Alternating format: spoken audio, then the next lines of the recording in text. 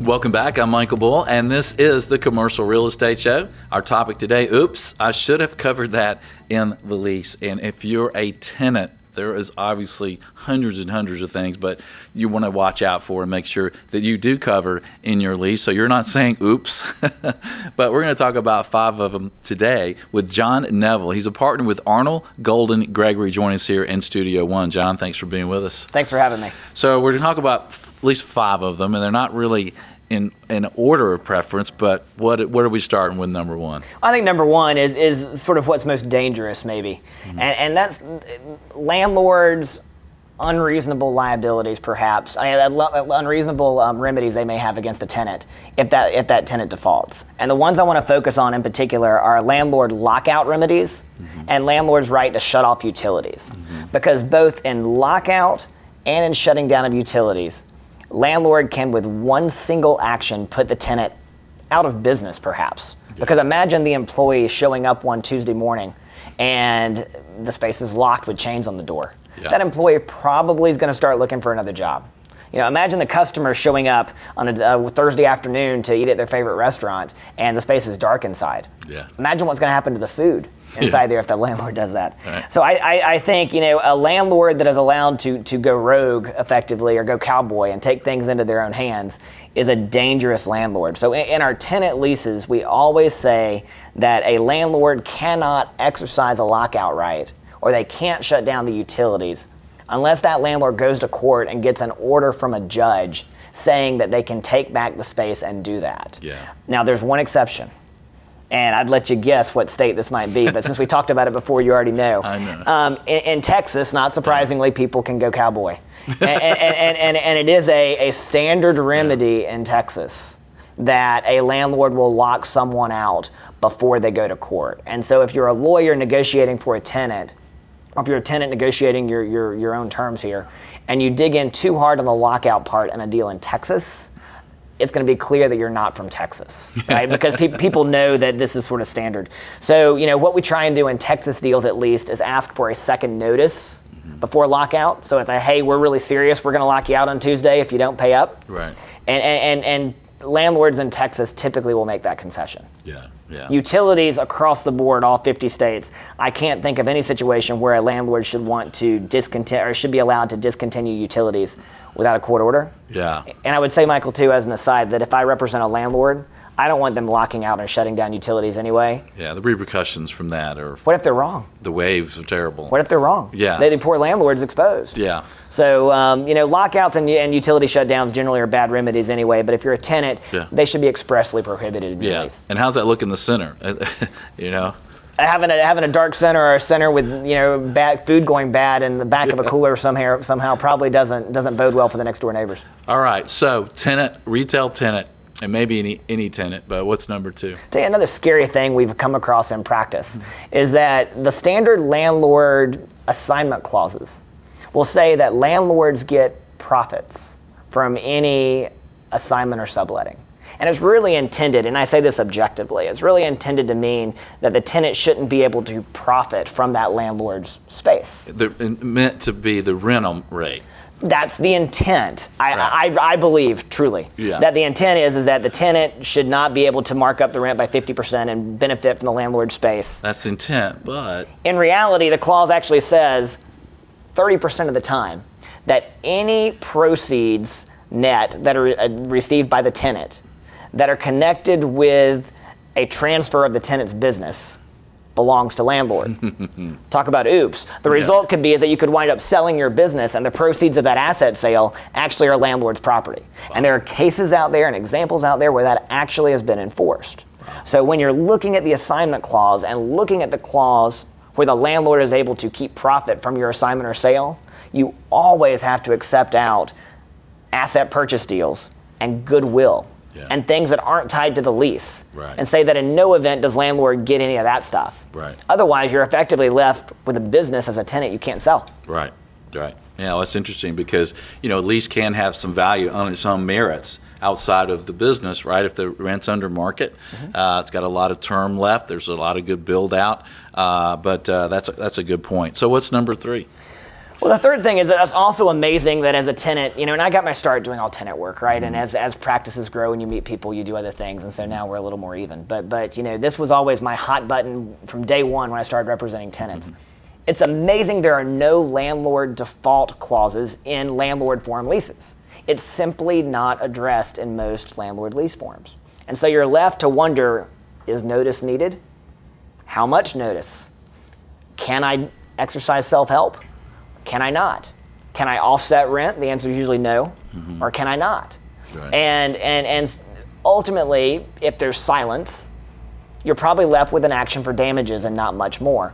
Yeah. And if you heard the prior segment, we talked about there's a clause in that lease that limits the damages even to landlord's equity interest in the shopping center or the premises. Yeah. So in reality, you're left with a really small action against a really small pool of assets that just doesn't work. Right. So you need to work into your landlord remedies, to your remedies for a landlord default, practical remedies, right. which mean that if there's a repair that needs to be made and it's damaging my business, I probably need to be able to make that repair. Meaning self-help. Self-help, but not necessarily offset. I mean, offset is great, and I'm going to ask for an offset right to get my money back all the time. Yeah. But as long as I have the right to self-help, practically speaking, that keeps me fighting another day as a tenant. Right. I need that right. I probably need injunctive relief. If the landlord is going to do something really bad, if they're going to violate my exclusive, I need to be able to go in and stop them. Yeah. I don't want them to be able to do it and then have some remedy of getting rent back. I want to stop a violation. So there are certain remedies we need to address. And if the lease is silent on landlord default, you don't have those remedies. What do you say to a tenant that, or let's say you're on the tenant side here, and the landlord says to you, but look, we're ABC landlord, we're big, we would never do anything, we're never going to default, you're never going to have that issue with us. Michael Donato wants a covenant in that lease that is an automatic landlord default if they transfer the property. Okay, because you might sell it tomorrow. They'll quickly change their tune on that. Now, where I thought you were going is if the landlord says, well, we're too big, we're a big company, you're a small tenant, you don't get this. Yeah. And the answer is fine, I can understand that. But at a minimum, why would you not want me to quickly remedy something that is going wrong in my space? Right. Maybe I don't get an offset right. Maybe I've just got to show you an invoice, landlord, and you can tell me if you agree or disagree. Right. But give me that opportunity. Right. Let me deal with this quickly. I can do it better than you. Right. Okay. And what's number 4? Well, let's focus on retail in particular here, because retail concepts are evolving. The whole nature of retail is evolving. Retail as an industry, I think, is thriving more than anyone realizes right now. But part of the reason it's thriving is because people are doing different things with retail. You have Bonobos, for instance, it's more of a showroom store. You have a lot of things that are called Amazon-proof companies, whether it's workout facilities or daycare centers or other things that you can't buy on the internet, where these businesses are booming in retail shopping centers. Right. We need the flexibility, if we're a tenant, to be able to let our brand evolve as the market evolves. It could be as simple as if we're a restaurant to offer a new menu item. But it could also be as complex as shifting a store from being one of primarily where you walk in and pull something off the shelf to where you can alternatively walk in and pick up an order you made on the internet. Right. And a lot of tenant use clauses simply don't allow for that. Right. So, we need to make sure, again, that the tail is not wagging the dog and that the lease doesn't dictate how we can evolve our brand as a whole that we need to be able to evolve. Right, and it's an interesting concept in a retail lease for a tenant because the landlord's going to push back to you, look, I need to have control because some subtle changes in what you do can really impact my center. And at the end of the day, I think as a landlord, you want to make sure that tenant is thriving and open. Yeah. Your most important thing, again, as we talked about in the prior segment, is that more and more leases require co-tenancy. And you want to see as a landlord me being open as a tenant and me operating as a tenant and being successful and driving people to the center. Right. If you don't let me evolve my use, I can't do that. Now, I do understand that I can't violate others' prohibited uses. I can't violate others' exclusives. I actually even understand that we can't shift away from what is the core of our business. We can't go from being a clothing store to a workout place. I understand all that. Yeah. But these subtle evolutions of concepts have to be permitted within reason. Right. And we're talking retail tenants clauses that's, oops, you want to make sure you cover. So what's number 5? Well, I think it's also specifically tied to retail. It's on an exclusive. So many tenants, even small tenants, are able to negotiate exclusive rights to do something. Right. The problem is that a lot of these exclusives are tied to somebody operating as a primary business that might compete with you. And so as a lawyer, we'll negotiate, well, what does it mean to be a primary business? And you might say, well, 15% of sales. So I might have an exclusive for hamburgers as a primary business. And it could say, well, if you sell more than 15% of your sales as hamburgers, then you're a primary business and you're violating. But what people don't think about is, how do you check that? Yeah. How do you make sure that next door neighbor is really not selling more than 15% of hamburgers? Yeah. Most tenant leases don't have a right to audit that next door neighbor's sales. A lot of landlord forms don't even provide the right to audit sales on that level of detail. Right. So if you're going to negotiate an exclusive, especially if it's going to be tied to a percentage of sales, or a percentage of items on a menu if you're a restaurant, or square footage within a store, make sure there's a way to independently and easily verify that. Otherwise, you're left with a negotiated right that you can't enforce. Right. Yeah, that's interesting, because I think we have a lot of people that own real estate here around the country listen to the show, and a lot of all the large owners of retail properties will have these rights to understand sales of their tenants. But you see some smaller tenants and smaller landlords and smaller buildings where they don't even have the right to even know what sales are, and that's something you really want to know about. Well, if you don't have the right to know what sales are, you certainly can enforce an exclusive tied to somebody not selling more than 15% hamburgers, for instance. Right. So you just need to make sure you've thought through how you can actually find out if your clause is being honored or not. Okay. Michael, I think we got to mention SMDAs just because we do it every time we're on the radio together. Yeah. And I would just say listen to another show on that. But that would be like the 5B topic that we should have on this Well, list. you brought it up, so we got to mention it. So what's important with an SMDA? I think people just need to understand what it is. And it falls in that bucket of things that we don't, it's hard enough to be an operating tenant today and have a successful business without having outside factors that aren't in your control impact your business. And what we don't want is, we don't want the landlord going upside down on its note with its bank and suddenly forcing you as a tenant to go out of business. Yeah. And so at its very core, an SMDA, which is a document between that tenant and the landlord's bank, we want that so that if landlord and bank relationship goes south, hopefully the tenant can still stay afloat. Right.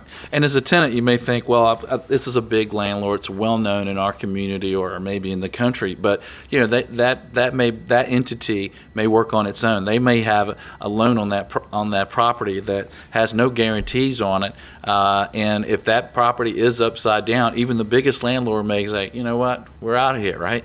That's right, and then you're stuck if you're a tenant without an SMDA. Yeah. People need to understand that if there is a foreclosure or the minute action is taken on that loan, your lease as a matter of law vanishes, and then the lender has the right, if it wants to recognize your lease. Yeah. I understand why a lender would want that right, but if you're a tenant, you don't want to make it an option as to whether you get to continue your business. Yeah. You'd like to have some agreement up front. Now, a tenant needs to be willing to grant that lender rights too.